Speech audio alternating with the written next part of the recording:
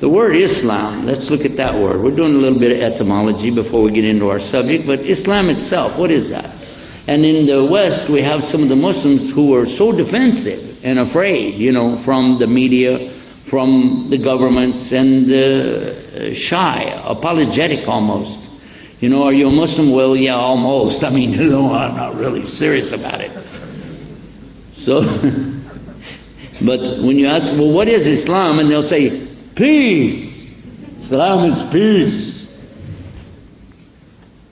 They're not totally wrong, but they're not totally right either. When we greet each other, we usually say what? And in our speech today, I didn't do that yet, so I'll do it now. Salam alaikum. Oh, wait a minute, hold on. I got 5 microphones here, 6. One more microphone, I can be a CIA agent. Well, anyway, never mind that. But let me hear you. Salam alaikum. There we go. You woke up, huh? All right. Now, we did not say Islam alaikum, did we? So Islam doesn't mean peace, does it? Salam is peace. There is the word peace within the root from where this comes. Islam is a noun, and it comes from the verb aslama. Aslama means the surrender, submission, obedience, sincerity, and being in peace after you've done the other 4. So this has a lot of conditions in it. Now some people would say, I don't think your religion is tolerant. Is Islam tolerant? The answer is no. Absolutely not. Allah will never tolerate that people will make partners with Him in worship. The word Islam is directly talking about Allah and His creation. That's what it's talking about. Now if you understood that, it's not talking about more than that. It's talking about specifically that, clearly. Listen to the words. Again, surrender. We Muslims are getting good at that. Afghanistan, Iraq. Submission.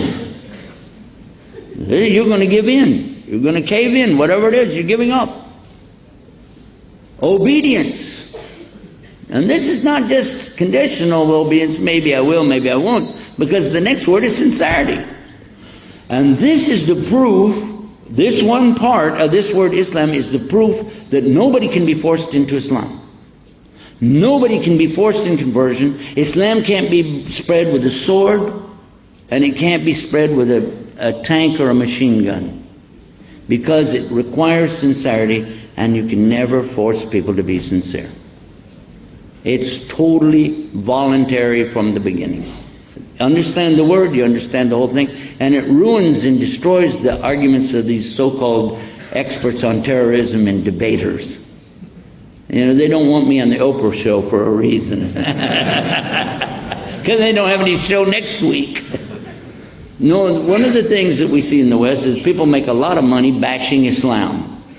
If you say there's going to be a show on, let's say, Oprah Winfrey or Phil or Doctor or whoever is going to have a show, he's going to talk about Islam, all the Muslims right away will tune in.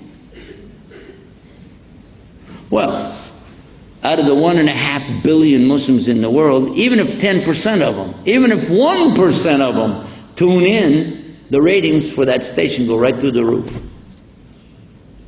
So of course they like to talk about Islam. And they say, we're going to have this man will talk for Islam, this man will talk against Islam. We'll bring somebody here who's a professor of Islam. He's a PhD of Islam. And we'd like to welcome our Jewish rabbi, his name, you know, and he's got PhD in Islam. He's going to talk about. Okay, so now you're going to have everybody watching and getting excited about this, and this is going to be, oh, he said this, well, yeah, that's true, but no, and he said that, oh, that's not right, but still. And the whole idea is not the outcome of this. The idea behind the promoters is to get you to watch a show and buy the products, and that's what they want. If you watch the show, the advertisers will give them more money for the next show. It's as simple as that. That's how it works. I've been in this long enough to know exactly how it goes, And this is not an exaggeration, it is the exact story. So let's come back now and examine this word Islam a little bit more. You're talking about the description of a verb that is clearly the relationship between two entities. You have two entities or more, because you can't submit to nothing. There has to be two. One is the submitter, another one is the one being submitted to. One is the obeyer. That's not a real word, don't write it down. The one who is obeying and the one who is being obeyed. And we begin to understand now that this must be the ultimate one to obey, because of the structure of this word. It means Almighty God. So it is the relationship between the human beings, the jinn, all of the creation, and Almighty God. And the creation has to do what He wants it to do, except for us, because He gives us choices.